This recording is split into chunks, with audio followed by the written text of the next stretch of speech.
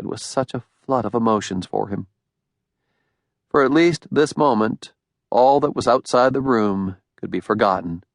The cold, the death, the defeats and misery. She was here by his side, her lavender scent filling the room. They sat alone for almost a half hour, just gazing at the fire as Martha told him all about Mount Vernon, how good the crops had been, the births, marriages, and deaths of the slaves at their plantation, and the wishes they had extended to him. He thought of Billy Lee helping in the next room to prepare their dinner. Away now from his family since the start of the war. Of course, his wife could not come to join him for this winter. Again, the vexing questions of what they were fighting for, and yet again, the unintended duplicity of it, with those few simple words, all men are created equal. His great fear when the British fleet had entered the Chesapeake was that they would at least send a few ships up the Potomac to raid, gather supplies, and of course burn out the plantation and home of the military leader of the Revolution. It was curious Admiral Richard Howe had not ordered that to be done. He could only consider it to be an act of civility on the Admiral's part, and he was thankful for it. So strange was this war. He was forced to fight it with every fiber of his being, to stand by, dispassionate, at least outwardly, as he watched his army disintegrating from starvation and disease, while his enemies feasted and enjoyed the winter warm and safe in Philadelphia, but 20 miles away.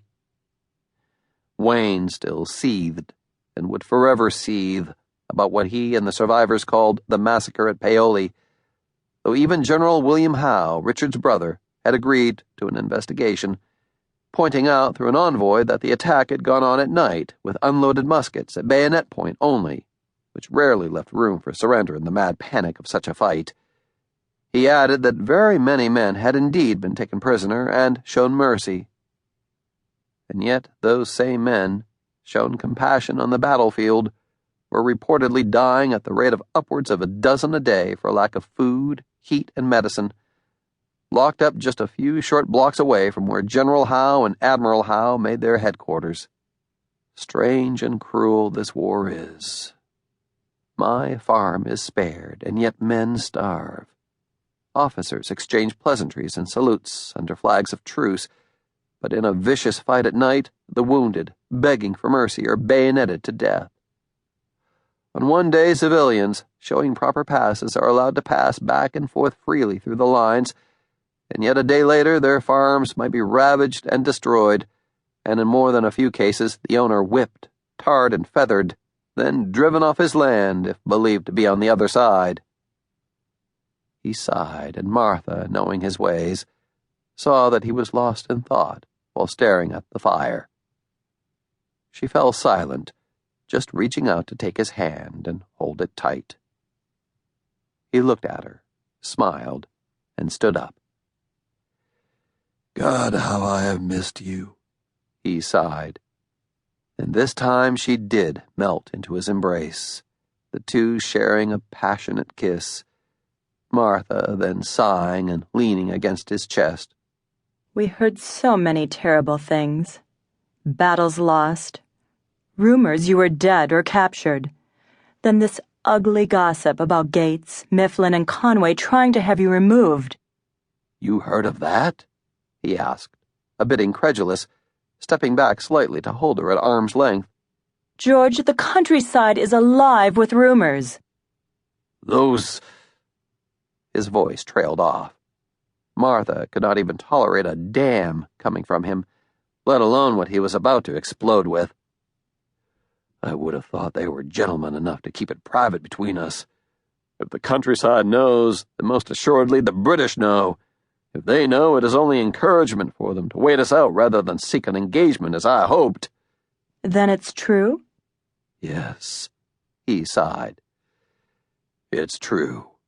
"How dare they?" she announced indignantly. "Of course they dare. The facts are plain enough, my dear.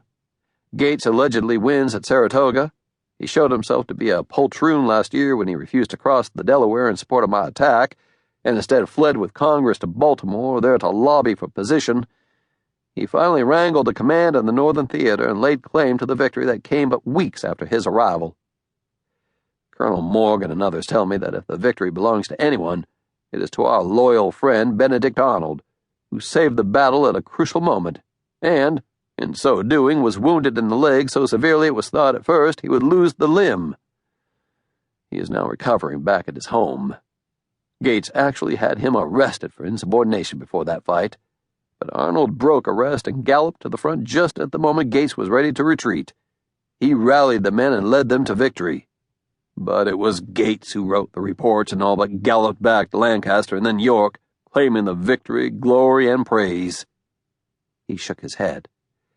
He is now head of this contemptible board of war, and had the audacity to send his lackey Conway to, as he said, evaluate this army, which had all but been abandoned by Congress to fend for itself. Of course, all fault was laid here.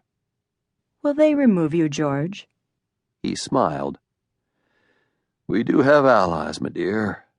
God bless the Marquis de Lafayette. You will like him. He is like a son to me. Feeling awkward, he fell silent after saying that. Martha had given birth to 2 children from her first marriage, but there had been no children for the 2 of them, and the reason for it was therefore obvious. It was a burden and disappointment that haunted him, and thus, some rumored, why he formed such close bonds with young men of promise, who in turn looked to him as if he was their father. Lafayette, it was clear to her, was obviously one of them. Why do you bless this young Frenchman? I heard the armies are all but overrun with adventure-seekers claiming high rank, and Congress is all too ready to hand out those ranks. This lad is different. He offered himself to me directly as a gentleman volunteer for my staff. He was everywhere and anywhere, almost a nuisance at times with his eager rushing about, but in time he proved himself. At Brandywine I gave him temporary command of a brigade, and he led it with such elan and valor that the men, and mind you, those men were tough veterans, some in the ranks since Boston, cheered him. Now he is fighting a different battle, perhaps one just as crucial, or even more so. He and others, of course, supposedly without my knowledge. He paused and looked at her coolly as if to emphasize his point, or yours, have embarked on a letter-writing campaign. He went so far as to write President Lawrence directly, that if there was a change in command, he feared that friends of his in France might construe such a move the wrong way and urge the king to withdraw all support. I am told that, reading between the lines of that letter, it was clear he would be the one to write to the King of France, and then personally deliver what he'd written. Generals Greene and Sterling are doing the same. There has even been a petition from several Virginia companies. You seem to be getting told a lot about the activities of others, George. She looked up at him with that understanding gaze of a wife who knew her husband far too well. And your hand in this? It would not be proper, of course, for me to engage in such activities, or urge others to do so. Wars are not just won on the battlefield, George. I recall reading one of your books by that Italian, involving princes and such. Of course, I have no idea what you are referencing, Martha. Oh, of course not, George. He smiled. Is it true about Dr. Rush, joining your critics? He nodded his head sadly. Yes, I trusted him. A good man. His encouragement was crucial before Trenton. That he would go over to their side is saddening. I've heard the same for both of the Adamses.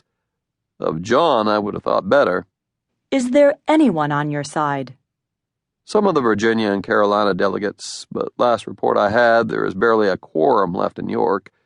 The rest have fled or gone home for the winter, so there is little Congress can do. As for the Board of War led by Gates, they can file their reports. But with whom? As to their mad idea to rely solely on an army of militia and disband any troops of longer service, I dare them to come to this place, line up these men, and tell them so. I dare say half the men will grab their blanket roll and go home, most likely never to return. But as for the rest... His voice was cold as he spoke, and she could feel the tension in him. Not likely. I dare say that perhaps that was a hidden intent all along when we arrived at this place. Found not one day's food, not even a single ration waiting for 12,000 hungry, exhausted men. Not one tool, not one shelter prepared. His anger became clearly evident. Perhaps that was the intent all along, to let this army disintegrate, melt away, and go home. I would then be dismissed, and Gates would take command in the spring. That is, if he could rally any army at all to stand beneath the flag once more. He broke away from her side and went back to the window to look out at the rising storm.